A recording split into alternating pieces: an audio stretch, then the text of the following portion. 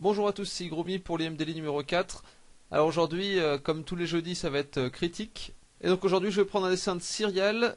C'est une sorte de naga qu'il est en train de faire enfin, c'est un work in progress, donc qui est dans la section études work in progress croquis.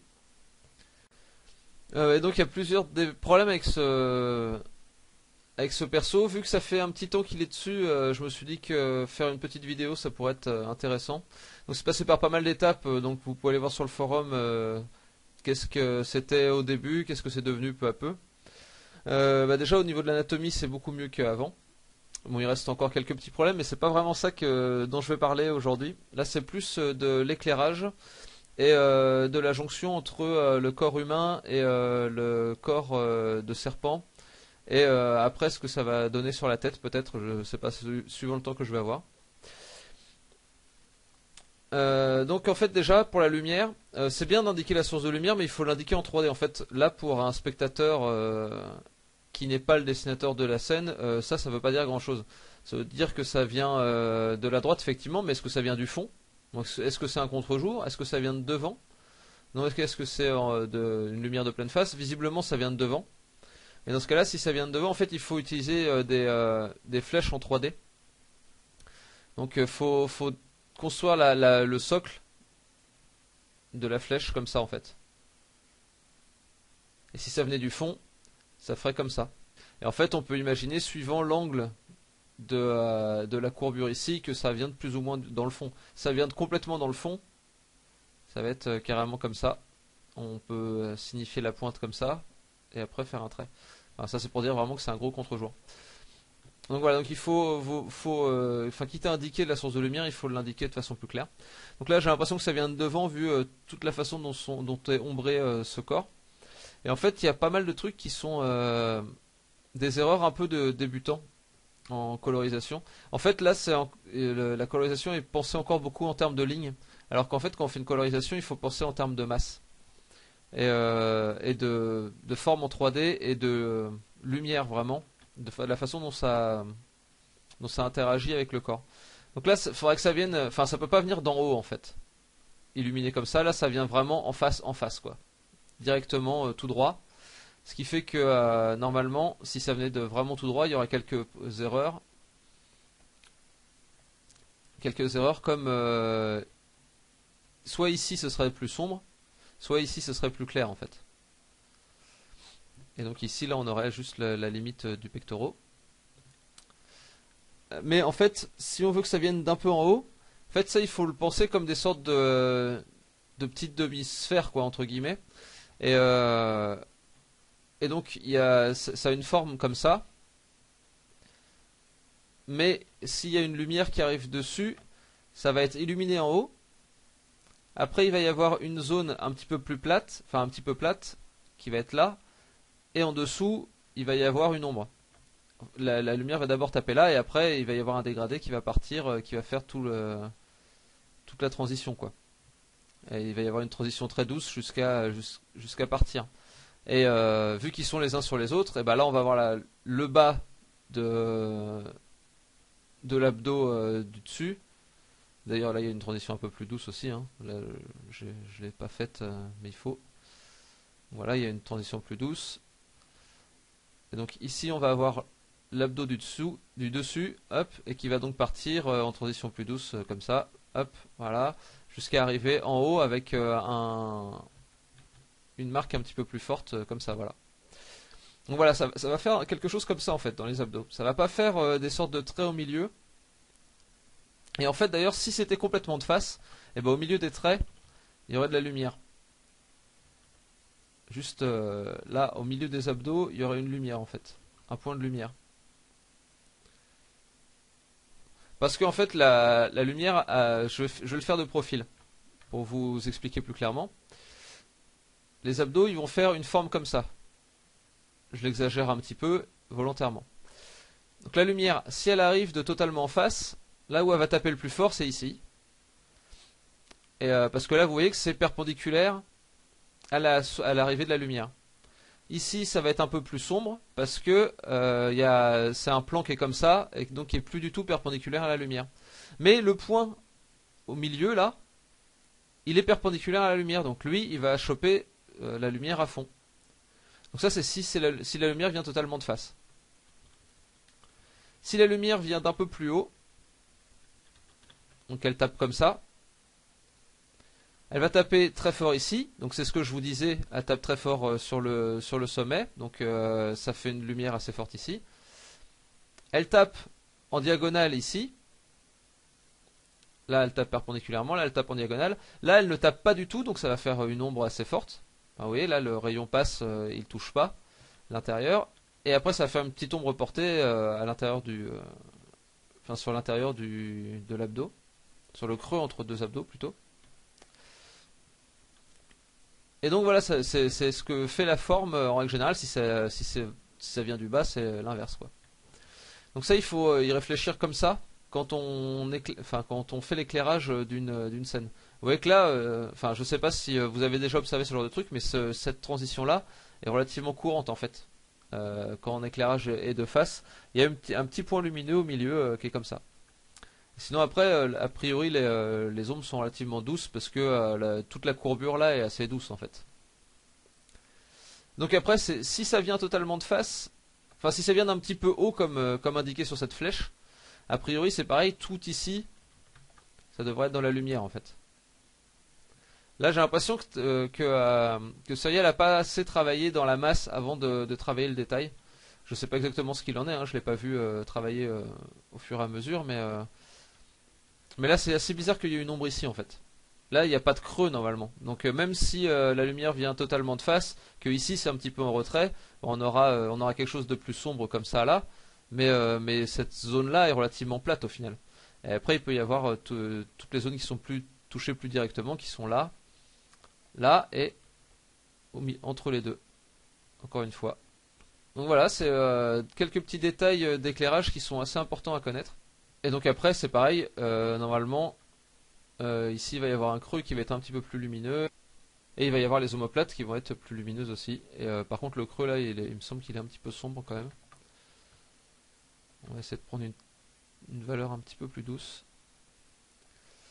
Donc voilà, donc ça fait plutôt quelque chose comme ça. Et donc ça, il faut réfléchir sur l'éclairage global. Et savoir si ça vient de la gauche aussi. Il va y avoir des ombres portées qui vont être sûrement un petit peu plus claires. Ici, là. Ici, là, il y a l'ombre portée du bras. Mais si ça vient de la gauche, l'ombre portée, elle va pas aller... Enfin voilà, il faut la marquer un peu plus. Là, il y a des transitions un petit peu trop douces un peu partout. Il faut aussi qu'il y ait des transitions un peu dures, sinon le dessin va pas avoir beaucoup de pêche au final. Et il faut pas oublier les highlights d'ailleurs, qui sont un petit peu manquantes dans le dessin. Donc là, j'en fais des un petit peu violentes. Mais a priori, il faut les adoucir un peu. Sur tous les endroits qui sont vraiment perpendiculaires à la source de lumière. Donc c'est vraiment quelque chose à pas oublier. Là c'est un petit peu brillant comme je fais, donc il faut des transitions un peu plus douces. Avec des transitions plus douces, ça enlèvera ce côté brillant. Là c'est vraiment juste pour le faire vite fait, pour expliquer les choses grossièrement.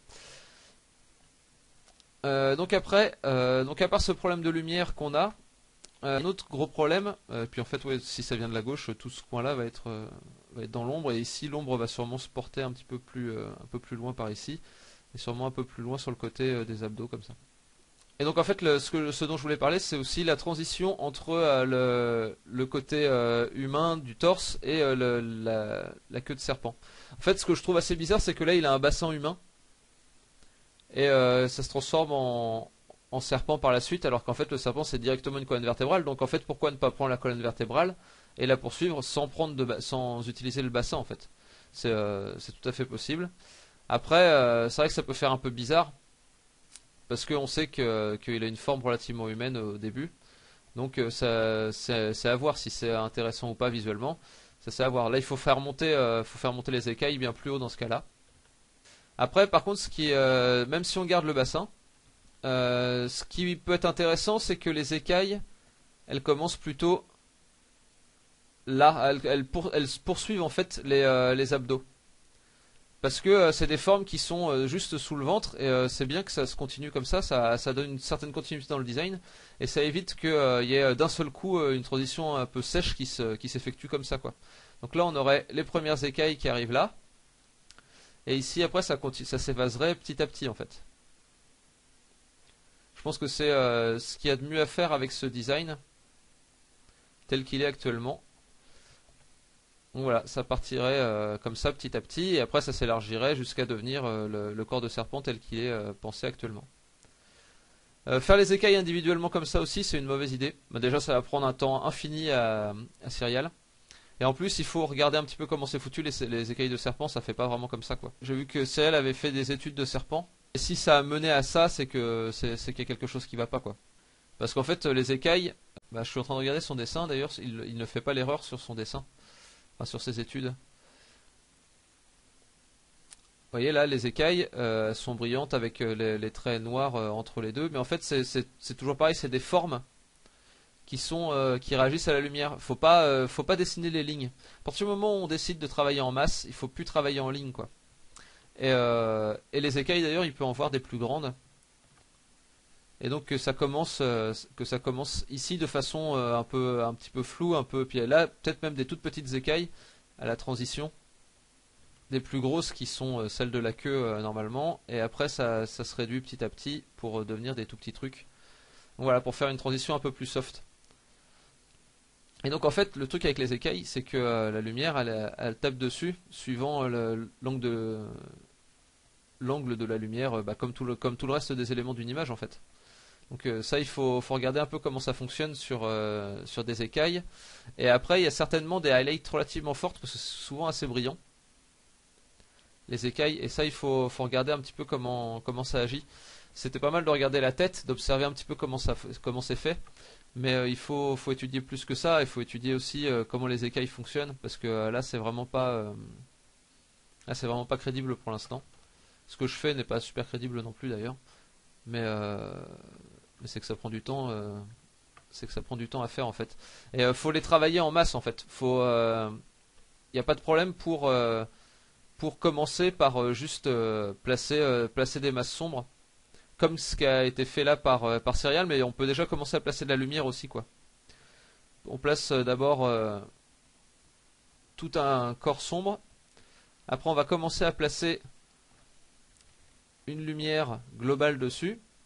Si c'est là, après peut-être que ici ça va devenir plus sombre, parce que ça va être touché un peu moins directement par la lumière, et après la lumière va peut-être être surtout ici quoi. Là, ça va peut-être être dans l'ombre. J'en sais rien. Enfin, je sais pas exactement comment il veut placer sa lumière, donc je ne peux faire que des suppositions. Mais donc voilà, essayez de commencer à placer une lumière dessus. C'est sûrement une lumière qui va être relativement diffuse. Et après, commencer à placer les écailles, mais pas les placer directement sur un corps qui sera pas illuminé en lui-même. Voilà, j'ai une image de serpent par exemple qui indique bien comment sont faites les écailles. Donc la forme déjà était pas formidable sur celle de. En fait, si on veut vraiment les détailler une à une, il faut au moins que la forme soit bonne. Mais je pense que c'est pas du tout important de les détailler une à une. Mais là, on voit que c'est une superposition donc de plaques comme il avait fait, mais il y a les highlights dessus. Enfin, là, c'est beaucoup plus subtil en fait. Et là, c'est pas comme il avait fait presque du blanc sur noir quoi. Là, on voit que sur son dessin original. C'est très grossier en fait. Le trait qui délimite, bon déjà est lumineux au lieu d'être sombre. Ça peut arriver, mais ça fonctionne pas du tout pareil du coup. C'est pas une peau de serpent qui fonctionne de la même façon. C'est que entre les écailles, on voit un petit peu de chair et c'est ça qui est blanc et qui réfléchit la lumière ou il y a d'autres systèmes d'écailles qui fonctionnent un peu comme ça. Mais donc sinon ce serait plutôt clair sur sombre et surtout, ce serait pas une différence de valeur entre on voit là les points qui sont noirs et les points qui sont plus blancs. On voit qu'il y a vraiment une différence qui est énorme. On va de cette valeur-là à cette valeur-là. Et en fait, ce serait sûrement plutôt quelque chose qui irait de cette valeur-là jusqu'à celle-ci. Pour l'écart de valeur. Et en fait, c'est super important parce que, de faire des valeurs qui sont correctes, des écarts de valeurs qui sont corrects, parce que là, Avec un écart de valeur aussi énorme, ça crée un contraste énorme et du coup l'œil est super attiré par cet endroit-là, qui est pas forcément le plus intéressant en fait. Il va falloir attirer toute l'attention sur la tête, qui n'est pas encore là, mais il va falloir attirer l'attention dessus. Donc pour ça, il va falloir placer des contrastes assez forts ici. Il va falloir trouver une forme de tête. Il y a pas mal de créatures à corps de serpent comme ça qui ont des têtes plutôt humaines. Donc il faut vraiment voir ce qu'on veut comme créature. Là, je vais prendre juste quelques exemples qu'on peut trouver sur Google assez facilement. Donc il faut soit une tête humaine, soit une tête qui prend vraiment en compte la morphologie de serpent et peut-être même de lézard, des mâchoires un peu plus carrées et tout. Enfin voilà, on voit par exemple, ça c'est une naga de chez Blizzard, que là c'est une tête humaine avec une décoration qui fait un peu poisson, un peu serpent. Enfin voilà, ça peut être intéressant à voir. On a des nagas un peu comme ça, donc c'est pareil, c'est une tête à base humaine. Et après on a des nagas qui sont ceux-là, et c'est des têtes qui sont plus massives, qui sont des têtes de dragon avec des coups massifs quoi. Je pense que le coup serpentoïde est pas forcément génial.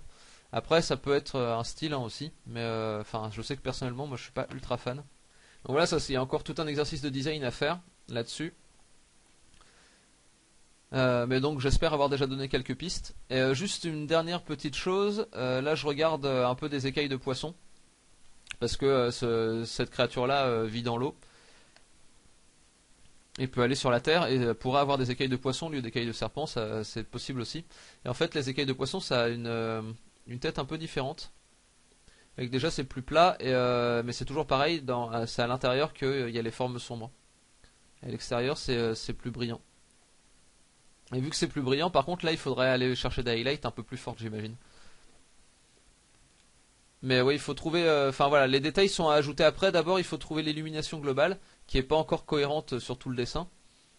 Et après, il faudra rajouter les détails, mais de façon relativement discrète même. Hein. Enfin, ça peut vraiment être juste des petits bandeaux comme ça. Vous voyez, c'est relativement discret. Mais ça peut suffire en fait pour faire la base des écailles. Et après, on revient sur chaque écaille indépendamment.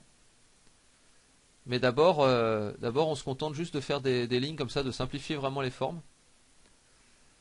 Parce que de toute façon, c'est pas très intéressant d'avoir chaque écaille faite parfaitement, quoi. Vous voyez, après là, on peut utiliser une teinte un peu plus claire pour commencer à placer les highlights là où il y en a, une par une, quoi. Et là, ça va donner une texture qui peut être intéressante. Faut pas aller trop dans la complexité non plus. C'est pas forcément utile.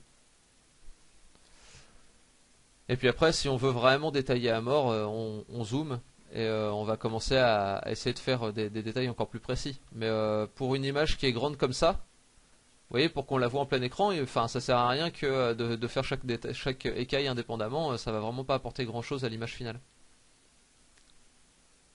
Après, ce qui peut être intéressant de faire aussi, c'est de trouver des motifs pour la queue. Parce que sur les serpents, et sur les poissons d'ailleurs, il y a souvent les écailles ont souvent des motifs.